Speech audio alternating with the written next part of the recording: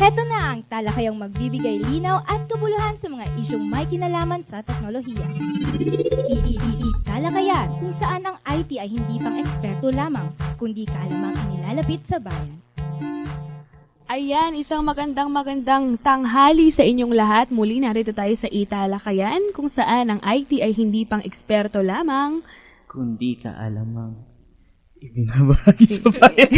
inilalapit sa bayan. Ayan, so alam yung ayan, so sa narinig yung lahat, walang aking usual co-host na si Mario Carion. Sir Mario, kung nasan man kayo, Nasa naway Facebook. kayo safe. Ayan, so kasama natin ngayon ang si Papa Stan, of course. Hello Na po. resident host na rin ng Italakayan. Hello po. Yes. So, hintayin nyo hanggang maging mainstay na talaga siya. At kasama natin isang Content Development Officer ng UP-ITDC at inaya ko dito. Yes. Naging sorta host na rin siya before at nag-guest na rin sa Italakayan, si Kalay Visbal. Good afternoon, Yes. everyone. Ayan. So, welcome sa ating guest. So, mamaya papakilati ko sa inyo yung mga guest natin. Diba? Pero bago natin ipakilala yung guest natin, ano ba, Joy, yung nangyari last episode dun sa mga hindi nakapakinig? Ayan. So, last week, pinag-usapan natin ang Student Academic Information System. Yun yung SAIS. Mas kilala bilang SAIS. Yeah, mas kilala bilang SAIS, bilang isa sa mga information systems na ide-deploy or i-implement through the EUP project. Ayan. So, kasama natin si Dr. Jethro Salapare at saka si Almira Cayetano. Ayun. So, maraming ang napag-usapan doon. So, ano nga ba yung mga maihahatid ng SAIS sa university, 'di ba? So, sinabi nga doon na parang maitatrack yung lahat ng student activities mula sa admissions hanggang sa grave or sa tomb. Parang from birth to tomb. Parang kahit alumni ka na, matatrack kung saan ka na nagtrabaho, ano na nangyari sa'yo, ano na-contribute mo. So, sobrang galing talaga. Kung nagbibigay ka pa ba ng pera sa universidad. Ayun. So, another thing is, para mas mapadali ang pagbibigay ng donations ng ating mga alumni, di ba? Tsaka yung paghugot ng records, di ba? Halimbawa ako, graduate ako, UP Baguio. So kapag may kailangan akong i-apply dito sa UP Diliman, kailangan ko pa pumunta doon para lang kunin yung records ko. Tapos bababa na naman ako dito. That's like 12 hours of bus. Exactly. Especially sa mga nagko-cross cross-register, di ba? Yung mga mga GE na gusto nyo, for example, walang forestry or something sa Diliman, sa iba mong gustong kunin, di ba? So, pwede mo na siyang gawin ng mas madali nang hindi ka paakyat, pababa, balik-balik sa mga Pabundok-bundok. Yes. Ayun. Ayan, so, ngayon, meron tayong guest na hindi from UP-ITDC ngayon. Yes. Ayan, so akin ang papakilala ating guest. Ayan, so but before that, ano bang topic natin for today? So, nabalitaan mo ba na merong event sa London? Ito yung Kaspersky Academy Cybersecurity for the Next Generation. Yeah. Yes. Mamaya, ako personally, hindi ako familiar sa kanya. So, sa mga nakikinig sa atin na hindi rin familiar, kung ano ba tong event na to, mamaya, our guest speakers, plural, would share what this event is about, and if possible, if they're interested, how they can, join as well. Yes. Ayan, so exciting kasi kasama nga natin ngayon ang delegate, masabi ba natin delegate? Delegate. Isa sa mga delegates ng Philippines represent Yes. sa Kaspersky Academy Cybersecurity for the Next Generation at nanalo pa siya ng best elevator pitch. Yeah, so alamin natin ano ba yung elevator pitch, di ba? Oo. Out of how many countries yun? Out of how many countries? 5 regions. Out of 5 regions. All around the world All yun. around the And world. the Philippines is the top in that Yes. 5 regions. Yes. So, Congratulations. Ayan, so, congratulations. And, yun nga, at of course, hindi lang Philippines represents, kundi UP Diliman represent din tayo, di ba? DCS represent, di ba? Yep. Ayan, so kasama natin ngayon ang senior student ng Department of Computer Science of UP Diliman. Let's all welcome Mr. Ivan Baguio. Magandang hapon po sa inyong lahat. Ayan, so, ayan. Ayan, so welcome. Maraming salamat sa iyong Maraming salamat. pagpapaunlak sa aming paanyaya. Siyempre, Tagalog yun. Ayan, kasama rin natin si Miss Farah. Hi. Ayan, so siya ay from Upspring, which is sila yung nag-represent ng Kaspersky dito sa Philippines. Ayan. So, okay. Ako, very, very curious. So, before anything else, I would want to ask, what is the Kaspersky Academy Cybersecurity for the next generation?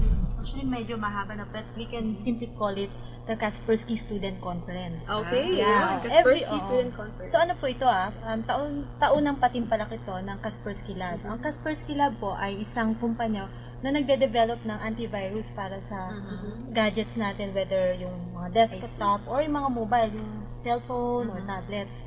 Ngayon, naisip nilang buksan ito, magkaroon ng ganitong patimpalak dahil naniniwala sila na dahil ang bata, ang gumagamit niya ng internet pabata.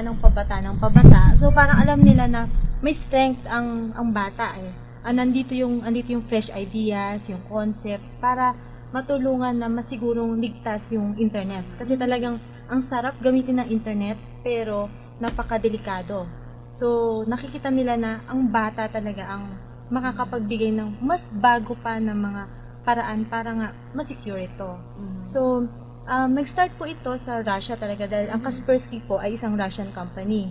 Pangalan po yan ng founder, si Eugene Kaspersky. Kaya pala mga ski. Ski. Jacobs. Opo. Kaspersky. Yes, Very correct. close, very close. And then, around 2010, inopen po nila sa Southeast Asian region kung saan kabilang ang Pilipinas. Nakakuha tayo ng participation noon lamang last year. Actually, galing din ng UP Diliman, DCS. Ang nanalo, actually, yun ang unang time na nakapasok ang Pilipinas sa screening, sa regional, until sa finals, at Pilipino pa ang nakasungkit ng first prize.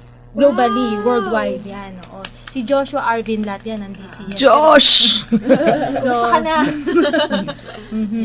ang nakakatuwa pa doon last year, dalawang teams talaga from UP Diliman na nakapasok. So, yung isa, yung grupo ni Raniel, Maliwanag, oo. And then, yung grupo ni Joshua.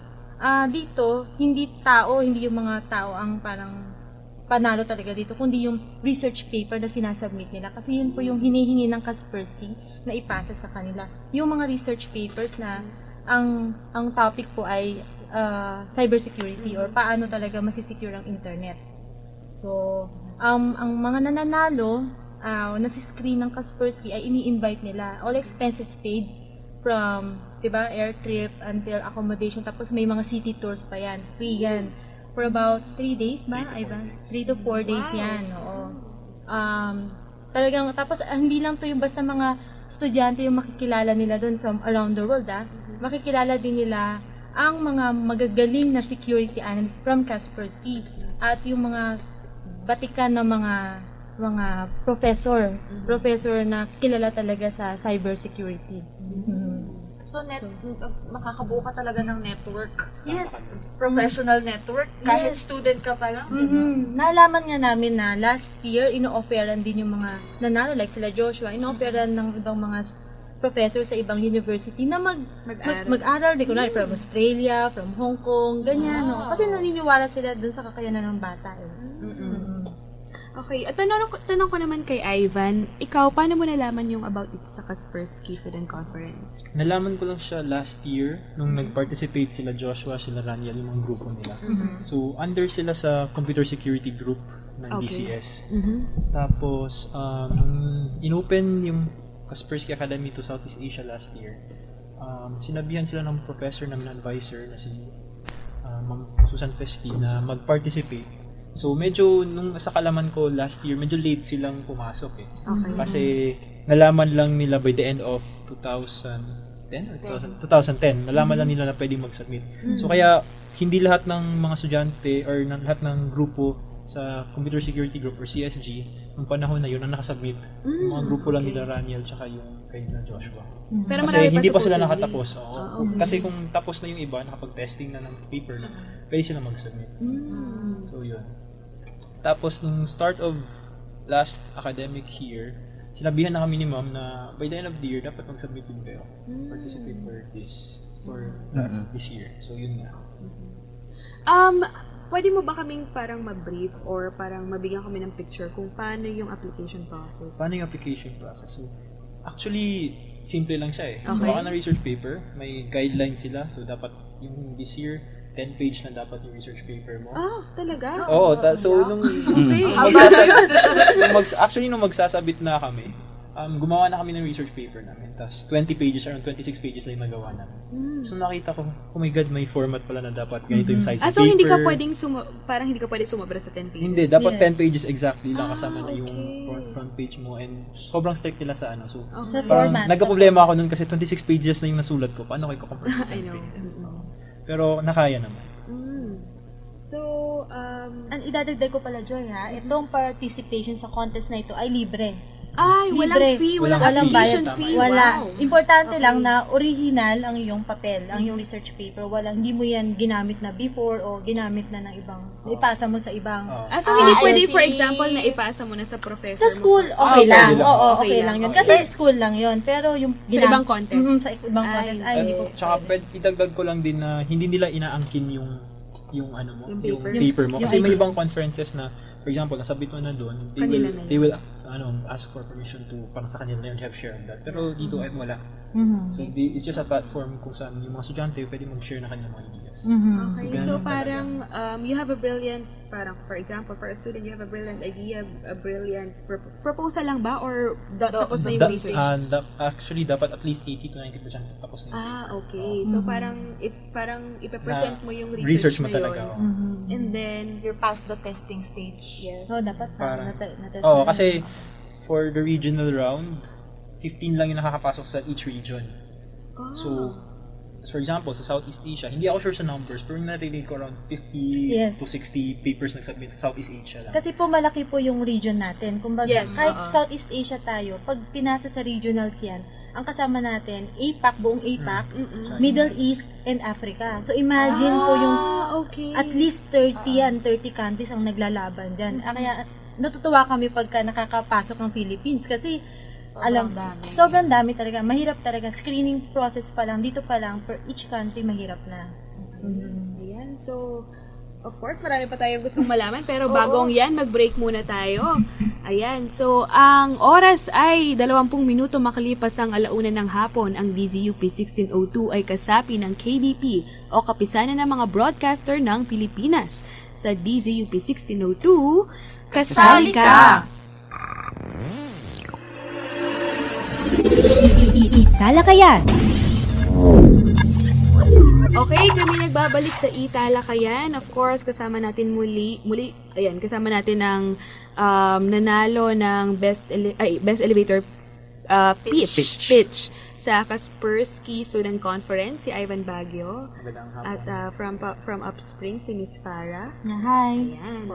Ayan. So we are talking about the Kaspersky Academy Cybersecurity for the Next Generation, or the Kaspersky Student Conference.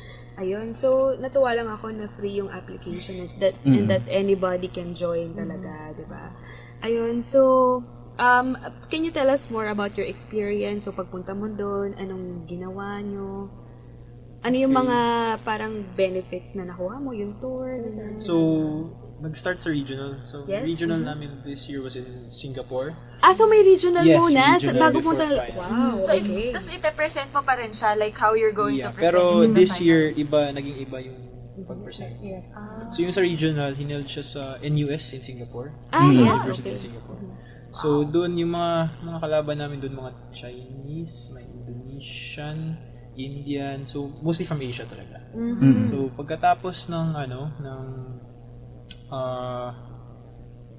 regional round into Singapore, the top 3 students or the top 3 papers were submitted to or allowed to go to the finals. So actually yung nangyari, medyo complicated yung nangyari sa this year. Kasi nung sa regional round sa Singapore, I did not place in the top 3. Okay. So I was hoping na to get into the top 3 para makapasok ako sa London, di ba? So what I got was a best speaker presentation Best presentation? in Wow. Singapore. Okay. So parang kinoconsider ko yung sarili ko na fourth. Di ba? Parang ganun na rin. So, I was best presentation. Medyo weird siya kasi in the previous years, I think yung best presentation almost kasama din sa top 3. So, nung nalaman ko, oh my God, best presentation lang ako. So, wala akong London. But, after I think a month of the regional round, nakatanggap ako ng email from Kaspersky and they said na, okay, we'll invite you to the London. I think we think, or the program committee thinks that you have a chance in winning or giving. Ayan. So, Special case. so may ano pa rin pala, may first place din siya sa yung anong region ulit yun? So APAC? APAC. APAC Asia and Pacific. Okay. Asia Pacific, Middle East, and Africa. Okay. So yun. So before yung Every round yan, Joy. Every round sa region, top 3 ang kinukuha.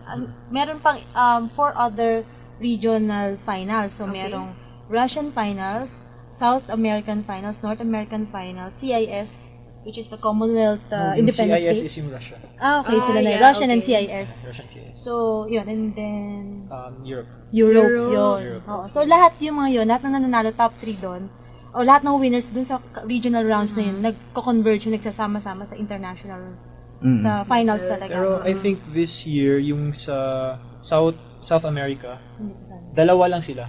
Kasi bago pa, I think it's the first year din na South America. So, dalawa lang sila from South America. Kasi, I'm not sure, I think 12 lang silang participants sa regional ng South America. So, kaya dalawa lang.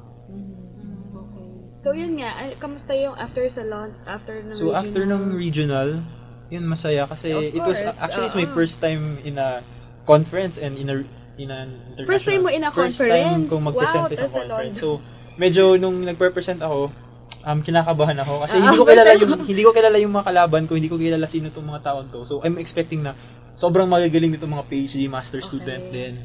so merong mga graduate students? Yes, karamihan. Sa Postgrad London, meron? I think Wow. ako lang yung undergrad. Wow. Oh! Yung next sa akin, kakagraduate niya lang. Tapos yung iba, masters and PhD students. PhD. na. Wow. Ganun katindi talaga yung contest. Hindi siya yung parang, ano lang to, puro students kami, undergrad. No! Parang quiz Oo, bilang or hindi, something. hindi. Pero required na ikaw ay estudyante. Enrolled. Kami Enrolled enrolled student. ako. So, nung sa London naman, yung difference niya kasi is, maraming binago sila sa conference this year. The previous years, what you present sa regional, yun din yung parang iprepresent mo sa finals. Parang iniulit mo lang yung presentation mo. Pero ngayon, yung ginawa nila is, naglagay sila ng maraming challenges. So, instead of the usual na, mag-present ka lang ng paper mo, marami silang challenges like the team quiz challenge, the video news challenge, tsaka yung Cyberden is the elevator Dragon pitch. Cyber. Tsaka yung Dragon Cyberden challenge. Yun yung parang hacking competition, parang programming challenge. Paano yun? Parang yung mga challenges na yun, dadaanan mo yun lahat? Yes. Yes. And then parang may points? Ganun Yes, ba? tama ka dyan. Okay. Yung overall winner is depende sa kung sino yung points mo sa ano. So, yung 4 nga na challenges, kada challenge may point-based system siya. Tapos kung sino yung pinakamaraming points or pinakamalaking points, siya yung overall winner. Okay. So yung main event is the Cyberden. Dragon Yung- Cyber. Yeah, yung pitching. Yun yung main event. Kasi yung bagong tatlo, yun yung parang bagong pakulo nila. Okay, so ikaw ay top 3 din sa Dragon Cyber din? Hindi, doon sa particular event na yon, siya yung nanalo. Siya yung pinakamaraming points na nakuha doon. So yung best presentation, siya yung sa Cyberden. Yes. Tama. So, kumbaga sa Triwizard Tournament, Yeah. siya si Harry Potter. Ayun. So, para dun sa mga medyo, kasi yung pagkaka-describe in the article that I've read beforehand, para lang siyang conference. You're going to pitch your idea, and then, may judge and stuff like that. Yeah, the usual conference. Tapos, now that you're describing, it looks like a tournament talaga. Maglalaban-laban talaga kayo head-on, And diba? sinabi pa sa amin after the conference na nagkakagulo sila nung awarding or nung yung mga kasama mga judges, mga analyst ng Kaspersky. Kasi daw, paano ba tayo mag-judge? Kasi ito was the first time na naging 4. So yung nangyari, sinabi nila na hindi dapat yung Cyberden, dapat yung best presentation daw. It doesn't matter kung yung paper mo ganun kaganda, as in milyonaryo ka agad kung magawa mo or something like that. So, yung idea dun is how you convince the judges to invest for your research. Kasi yung sinabi nila, sa regional round, pumasa ka na, yung research mo, okay so Okay na, maganda na yan. yes. Yun yung ginawa sa regional round. So, yung purpose ng finals round is presentation, how you can convince people to invest in your Ang tricky pa doon, kasi elevator pitch dapat 2 within 2 minutes. minutes lang. 2 minutes tops, tapos niya yung kanyang presentation. Yun yung talagang mahirap. Kasi Kasi sa... dapat ma-convince Oo, niya. in 2 Ma-convince minutes. niya. Kasi yung sa regional, 10 minutes yun. Medyo So, kulang pa rin yung 10 minutes. Kinakabahan pa ako nun sa regional. Pero nung finals, 2 minutes, paano mo mako-convince? So, that's a very big challenge for... So, pwede mo ba ulit gawin yun? 2 minutes 2 minutes lang naman eh. Hindi, mamaya after the break. Sige, pwede mong pwede. gawin. Pero it's not as effective. Kasi marami may ginamit akong props ng presentation. Okay. Sige, yung mga sinabi mo na yun. Sige. Okay, so abangan natin yan after the break, ang elevator pitch ni Ivan Baguio. Ayan. Snow So, ng konti para London, kunwari. yeah. Ayan. So, Kalay, would you like to sabihin ang ating time? Ang oras ay, ano ba? 30 30 minuto makalipas ang alauna. So, ang DZUP 1602 ay kasapi ng KBP, kapisanan ng mga broadcaster ng Pilipinas. Ayan. So, Sabay-sabay tayo sa magsabi ng kasali ka kasali doon ka. sa kanan. Sige. Ayan, so DZUP 1602, Kasali kasali ka!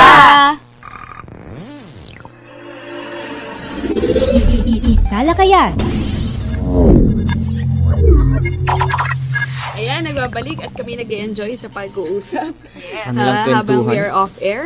Ayan, so yun nga, nandun na tayo sa Elevator pitch. Ayan, So, since we're very, very curious on how you did that 2-minute presentation, can you? would you like to present? Would you like to present? I'd love to.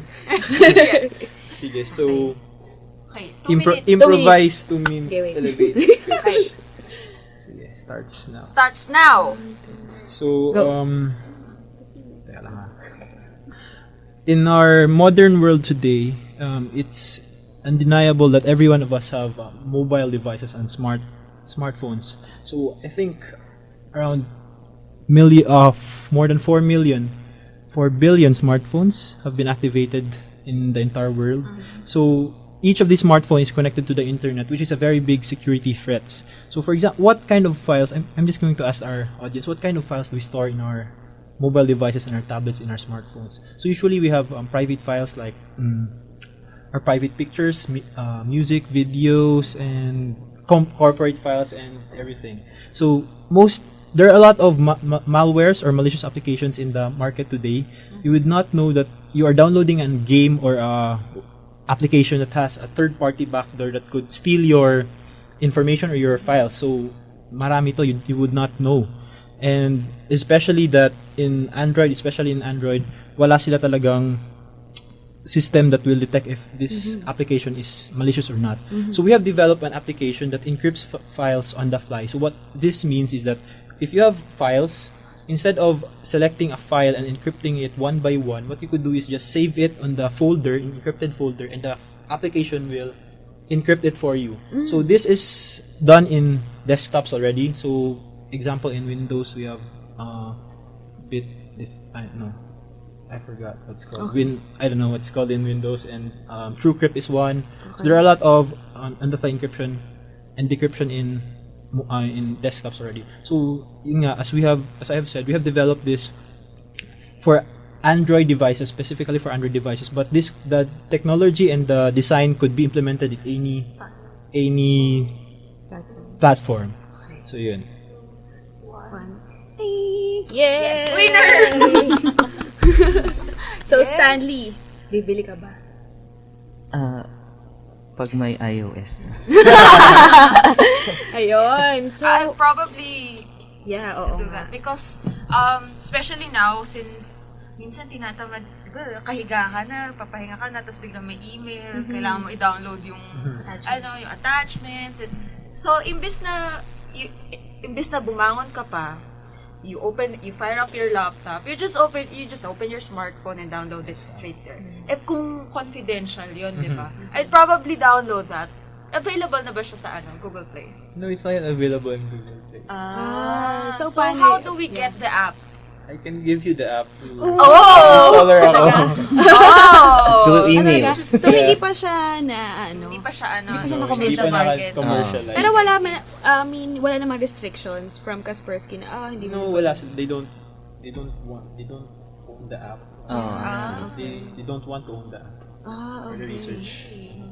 I see. So, sa foreseeable future, magiging available ba siya? Yes. sa Google Play? Yeah, most probably. iOS? Naisip kong i-deploy na siya. Oo, i-deploy mo na. Deploy mo na. We'll support it. Sige. Especially kasi yung paper niya, para talaga sa Android devices. Yes. I Oh, see. talagang napakaraming Android devices. Ngayon talagang dominant ngayon ng Android. So, I think talagang may laban yung kanyang project. yung Also, gumagawa na ako ng mga research prior to the research. More market research yung ginawa. At least more than 1 million downloads yung sa mga encryption applications sa So, yun. So, medyo malaki-laki din yung market. Ito ba yung first? No, it's not the first encryption application. Kasi marami ng encryption application. Yun nga, yung usual encryption application kasi is you select the file and it encrypts it. So, parang manual, tedious task siya kasi kailangan mong isa-isahin yung file na kailangan gusto mo So, for example, marami kang dina-download na files, di ba? So, every time nag-download ka, i-encrypt mo siya or secure mo kung gusto mo i-secure. So, yung ginawa na application is, i-save mo lang siya sa isang folder. Tapos, binabantayan na ng application yun na kahit lahat ng bagong file sa folder na yun, siya nang bahala mag-encrypt. I see. So, you just have, kahit So, halimbawa yung folder, blanco pa siya, encrypt mo na siya, tapos lahat ng papasok doon. Kaya on the fly. Yung folder kaya on the fly kasi real time. On the fly or real time, yun yung ibig sabihin. So, yung folder, hindi niya in-encrypt yung folder talaga per se. Pero yung laman ng folder. I see. Yan. So, yung ganyang technology, first time ba yan Sa Android device? Android devices. Kasi, nag-isip na ako noon na how do you, yung in-encrypt talaga yung hard drive. Mahirap sa device, mobile devices kasi marami kang limitations. Sobrang dami limitations sa development. Posible ba itong magawa sa iOS? Hindi ko lang sure. Depende sa Apple yan eh. Oo. Apple Hindi. talaga. Kasi hindi ko sure kasi hindi pa ako talaga nakapag-develop sa iOS. And sa narinig ko, maraming limitations yung Apple na hindi ka pwedeng mag-control ng hardware masyado. Yes. Ganun, di ba? So unless i-jailbreak mo siya, doon ka pwede mag-ano. Pero pag na-jailbreak mo na, hindi mo Wala na na siya, warranty. wala na warranty. Yun ang no, downside. That's the difference between iOS and Android na I think na-discuss before. Kasi parang as a developer, pag nagde-develop ka with iOS, ang dami mong kailangan bilhin and stuff like that. Kailangan mo pa ng licenses from iOS just to be able to utilize the device properly at ma-maximize mo siya. In comparison with Android devices, you have the liberty to use it, yung freedom. Kasi one, it's open source for them. Ayun. Tsaka, madagdag ko lang, yung problema lang sa Android talaga, sobrang daming klaseng Android devices. So, kung gagawa ka ng app, you have to optimize for each kind of device. So, yun yung mahirap. Kasi sa Apple, isang test ka lang yun na yun. So, itong research mo na to, itong application na ba to, ay ano ba siya? Pwede siya sa lahat? Pwede siya sa lahat, yung core function modules niya, yung encryption. Yung nagkakaproblema lang ako is yung user interface. Kasi pag ginamit mo pag sa phone ko, sobrang ganda niya. Pag in-install ko sa ibang phone, nababasag pa yung interface kasi naka-optimize siya sa phone ko. So, yun lang yung mga problema. Ayan. So, ito sa ginawa mong to, may mga naisip ka na ba na improvements Yes, eventually? marami na akong naisip. Yung nagawa ko pa lang kasi ngayon is more of encryption, di ba? So, what encryption means is, may file ka, may bits of data ka, 1010, whatever that means. Gusto mong i-manipulate yun para hindi mabasa ng normal people without the passkey. So, without the password, hindi mababasa ng tao yun. So, yun yung encryption. Yung decryption is, kabaligtaran nun. Gusto mong basahin yung unreadable file given a passkey. So, isang application ito na matagal ko nang gustong gawin and i-add sa application is that, for example, may video ka, di ba? Kung i-encrypt mo yung video, let's say your video is 3 MB. It's quite big for a smartphone kasi mahina lang yung processing speed niya.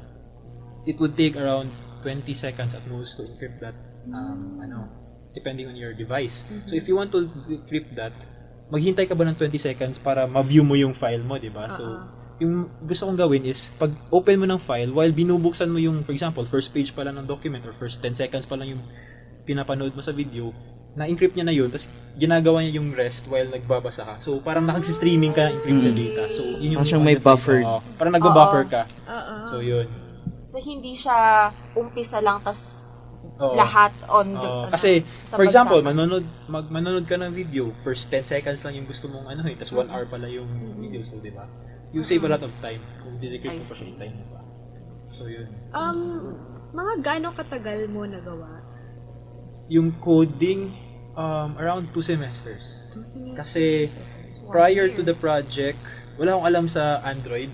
So, I had, inaral mo I pa. had to study Android pa. So, ano yung pinaka-challenging part? Debugging. Actually, it's the debugging. Kasi, di ba? Mahirap mag-debug eh. Pag hinahanap mo na yung problema, magmumura ka na.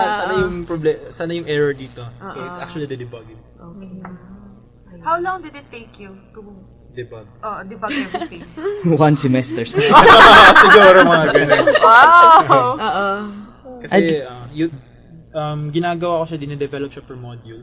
So, make this part, debug it, tapos make another part, debug it, then connect both modules, then debug it as a whole. So, ganun. So, hindi lang gawa mo lahat, tapos debug mo lahat. So, gradual siya.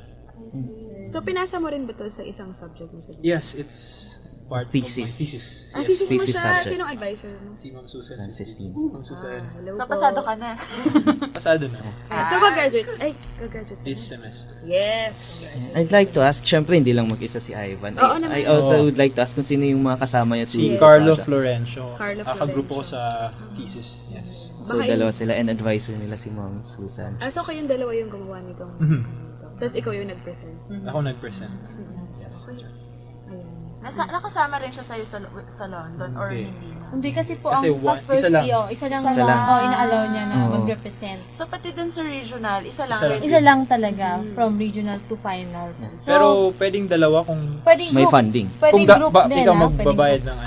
I see. So, Yeah. isa lang talaga yung babayaran Yung, nila oo. for your group. I see. Actually, ganun ang ginawa nila Raniel. Yes. Dun sa Naghatian Netherlands. ba Kasi sila? Netherlands in 2012. Talagang nag-pull sila ng fund para makapunta sila na maka-fly. And syempre, Full support. support. Oo. Oo. So, parang ikaw yung nag-represent ng partnership. Parang ganun. Was there any professor na sumama sa'yo this year? Wala eh. Kasi Ikaw rin talaga. last year I've heard there was a professor from math, naging professor namin sa math. And sumama siya, pumunta siya sa Netherlands to support the team. Okay. So, ikaw lang yung Pilipino doon. Sa regional round, tatlong groups. Si John Ultra from BCS din, master student. So Okay. master siya ng computer security group. Tsaka si Marvin. All from UP. Hindi, PUP si Marvin. Ah, I see. Pero sa London, ikaw na. Ako lang. Okay. So, yung nagpa-present ka na ng paper, anong feeling? Parang, kamusta naman? Nakakatakot ba yung mga judges? Parang kinakabahan talaga. Maraming tao Kasi doon. Parang isang siyang hall. Ganun. Isang parang hall, EVR. ganun. Okay. Tapos maraming tao, maraming mga media people, maraming mga camera. hindi wala masyadong camera kasi nag-hire lang sila ng official. Yes, okay. Pero mga writers from different countries from around the world. Tapos mga professors from US, from saan pa ba yung mga Europe, tsaka from Indonesia, yung professor ni Firman. Then sumama siya. Okay. And so maraming tao. May mga students din from may mga students doon na nakinig from Royal Holloway University of London. So mga students doon na lang. Wow. Okay. So, Actually, tinatanong ko nga siya kasi ang University of Holloway, pag nakita mo castle siya. British castle. So, sabi ko, ano ba feeling doon nung siya pagpasok? ginanap. Doon sa university. Pero not in the castle. Sa building tabi ng. Aww. Pero doon kami kumain. Oo, kasi may mga cocktails yan, may mga after-event parties din sila. How did it feel eating in a castle? Masarap ang feeling doon eh. Kasi para kang royalty. Ang sasarap ng pagkain. Diba? So maganda experience siya talaga. So, aside from the event itself, ano pa yung mga parang Ginawa. city tour? Nag-city tour kami sa London. Nag-London Eye kami. tawag doon? Sumakay London pa sa Town. deck, double decker. Ng, Yung bar. Yung bus? hindi kami nag-bus eh. May coaster na. May nag-hire kami ng coaster. Yes. Coach.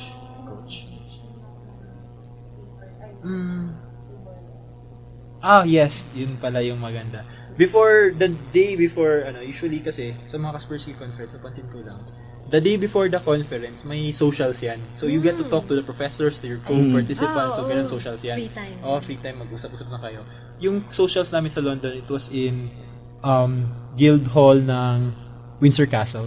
So, yung Guildhall is, doon tinuturuan yung mga magiging subjects ng royalties. For example, pupunta ka sa isang royal banquet or parang garden party ng queen. So, kasi you have to address the queen in a proper way, formal way. So, doon sila tinuturuan. So, tinuruan kami ng paano mag-bow and mag-curtsy to the queen. Oo. Tapos, yung nagturo sa amin is the butler of the queen. Wow! Yeah. And tinuruan din kami mag-formal preparation ng formal dining na setup ng tables. Ganun. So, masaya siya. Sige, let's learn more about yung experience ni Ivan mamaya after the break. Okay, so Stanley? Mahirap to. 46. Sige. Ang oras ay 46 minuto makalipas ang 1:00 ng hapon. Ang DZUP 1602 ay kasabi ng KBP, kapisanan ng mga broadcaster ng Pilipinas. Sa DZUP 1602, Kasali ka! Talakayan. Yan, kami nagbabalik. Ang topic namin for today, Kaspersky Student Conference sa London at kasali natin ang nanalo ng Best Elevator Pitch. Ayan, si Ivan Baguio at from Upspring, si Miss Farah. Ayan. So, ayun. Ang galing, no? Ang galing-galing, di ba? There's a Filipino representative in a European event. Tapos nanalo pa siya. So, out of curiosity, mukhang you won in that particular aspect of the tournament. So, what do you think was your edge? Because I think the judges were very impressed with your presentation. So, I think personally yung edge ko is language itself. Okay. So, sa regional round pa lang, yung mga kalaban namin, may isa Japanese talaga, di ko makalimutan. So, sobrang naawa ako sa kanya kasi nahirapan siya mag-English eh. So, we were patient listening to his presentation, pero mahirap kasi hindi talaga yun yung main language na. Hindi katulad sa atin na parang Taglish, it's part of our culture. So yun, first of all is language, and yung isa pa is yung sa regional round. Kahit nga yung mga native English speakers, yung mga British ko na mga kasama, akala ko nga parang ito magiging malakas na kalaban to kasi magaling English to. Pero nung actually nangyari, medyo almost monotonic yung presentation nila. Sabi ko, naisip ko kasi nagtatanong ako the night before, or tinatanong ko sila on the presentation, the few hours before the presentation, kamusta nag-practice ba kayo kagabi? Kasi the day before, sinabihan kami na, if you want to have a good presentation, practice. Ganyan talaga. So, kinakabahan na ako nung hours before presentation. So, ginawa ko, I think I slept around 3 a.m. just running through my pitch. So, gumawa ako ng short script, tas gumawa ako ng short script ng gabi. Around 11 o'clock nagsimula na mag-practice. Tapos mga around 2 a.m. nag-ikot-ikot lang ako dun sa may malapit sa hotel. Nag-recite ako para akong tanga dun sa naglalakad-lakad. Tapos yun. So nakatulog ako around 3 a.m. practicing. I woke up again around 5. When I woke up, practice na naman ako ulit. Kasi naisip ko kasi sobrang haba ng ng presentation ko, and it has to fit in 2 minutes. Pag kahit isang sablay lang na ako 5 seconds, patay na ako. Kasi exactly 2 minutes yung yung prepare ko. So yun. And hours before the presentation, yun, practice lang talaga ng practice. So, importante talaga na, yun nga, dahil nagtuturo ako ng TechCom ngayon. Yes. Hi, sa mga estudyante ko sa Technical Communication, iniwan ko sila for a while. Ayan, so yun nga, mahalaga na kumbaga na i-deliver mo ng maayos sa pitch mo kahit gaano ka brilliant, kahit gaano ka kagaling nung idea mo, if hindi mo siya ma-present ng maayos, wala rin, di ba? Tsaka, dapat rin kasi naka-design, yung presentation mo is designed for the occasion. Yes. So, parang naisip ko, what is your goal ano ba talagang gusto mong ma-achieve sa presentation mo.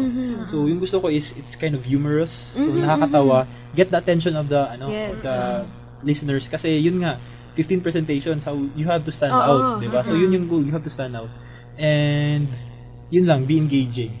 So, yung ginawa ko dun is, may yung idea ko, tinatawag ko yung mga judges. So, for example, sir, ganyan, ito yung So, nag-pitch ako, tinatawag ko yung mga participants, not participants, the judges and the technical team.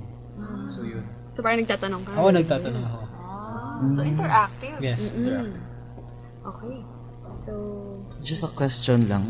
Just a question. Meron bang question and answer na part? after? Yeah, may During the presentation. merong after. After. So, the pitch was 2 minutes after my, I think 5 minutes or 3 minutes to answer the questions. So, yung naisip ko pang strategy dun. Kung mga ganong klaseng pitching, may 3 minutes or 5 minutes ka after. Yung ginawa ko, kinausap ko yung mga ka-participant ko.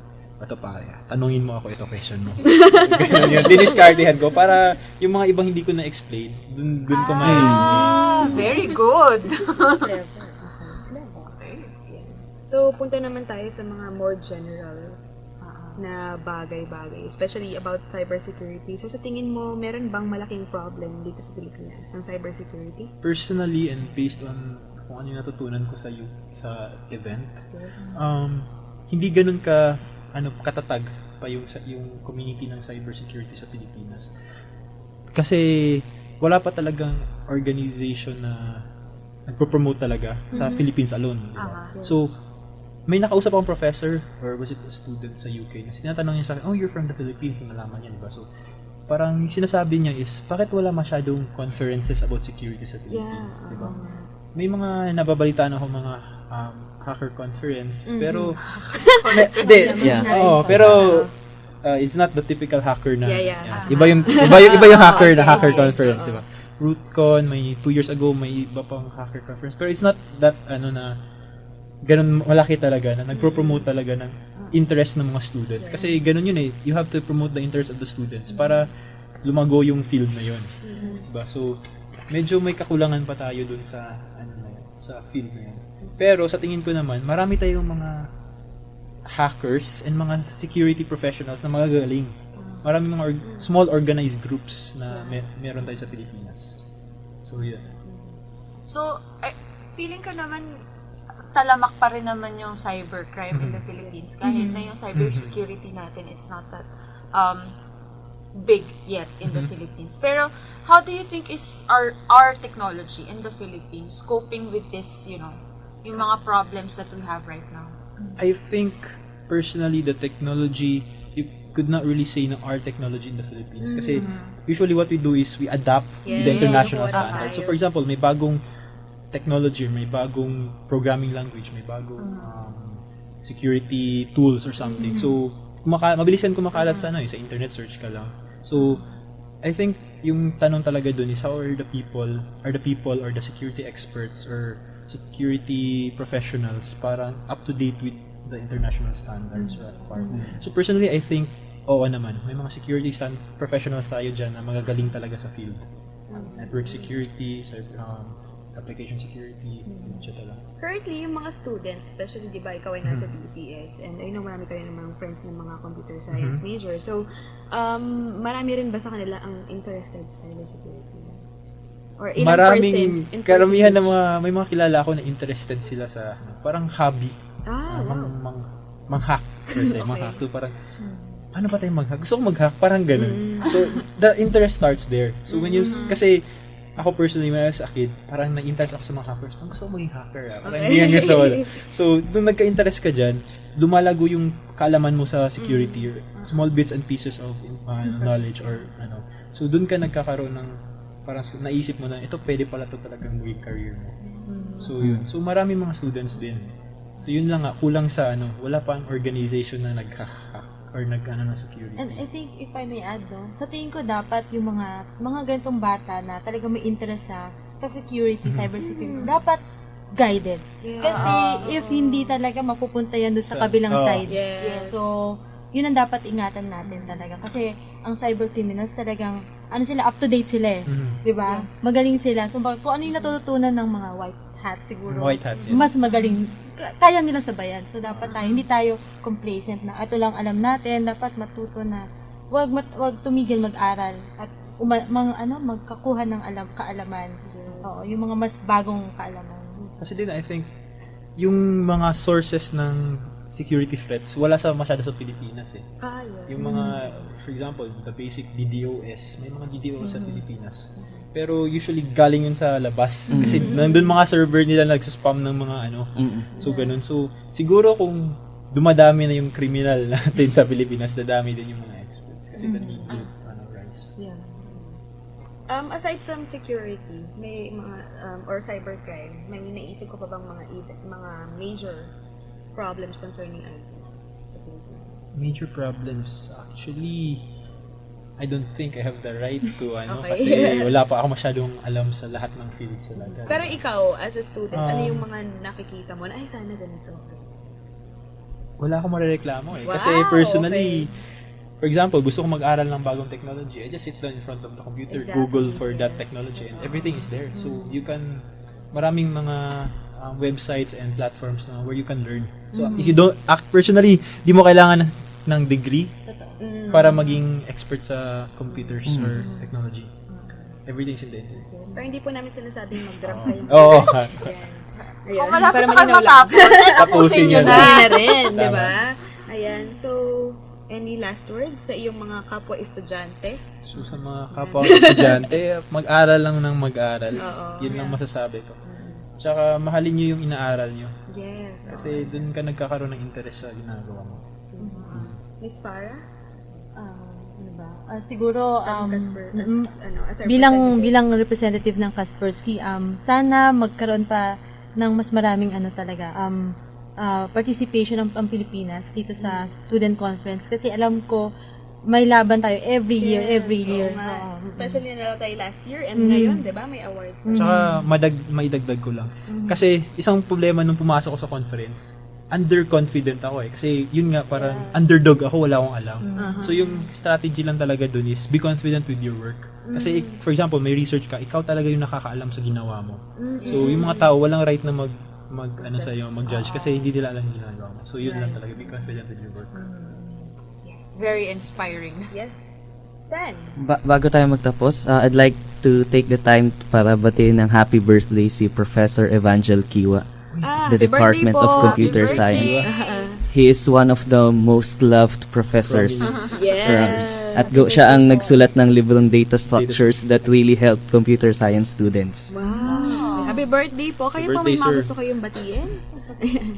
Wala. Wala. Ayan. Ako, mga estudyante ko ulit, pabalik na ako dyan. Yung activity nyo, ha? Prepare nyo na. Ayan. So, mga TechCom students ko ng IT Fundamentals, hello. Tapos, Office Mates, Content Dev, hi, software. Y4IT. Yan, ang Y4IT, in-invite nga natin. Malay nyo, makita nyo si Ivan doon na magsalita. Ayan, September 17. yan, September 17 to 19 sa SMX. Abangan at kung gusto niyo pang malaman kung paano pang makaregister, para just go to our website. Yan, so y4it.org. Tapos if you want to listen to our previous episode sa Italakayan, so sa aming iTunes podcast, just search for e-talakayan. And sa website namin, sa media.itdc.up.edu.ph/e-talakayan. Follow us on Twitter, twitter.com/italakayan, and facebook.com/italakayan. So, maraming salamat po, Ivan at Farah and Stan and Kalay. So, Trixie tsaka Sir Mario next week. Kita-kita ulit. Alright, so maraming salamat din naman ng isang talakayan at balitaan o Taliban sa Taliban. Italakayan kung saan ang IT ay hindi pang eksperto lamang, kundi kaalamang nilalapit sa bayan. Goodbye and good afternoon.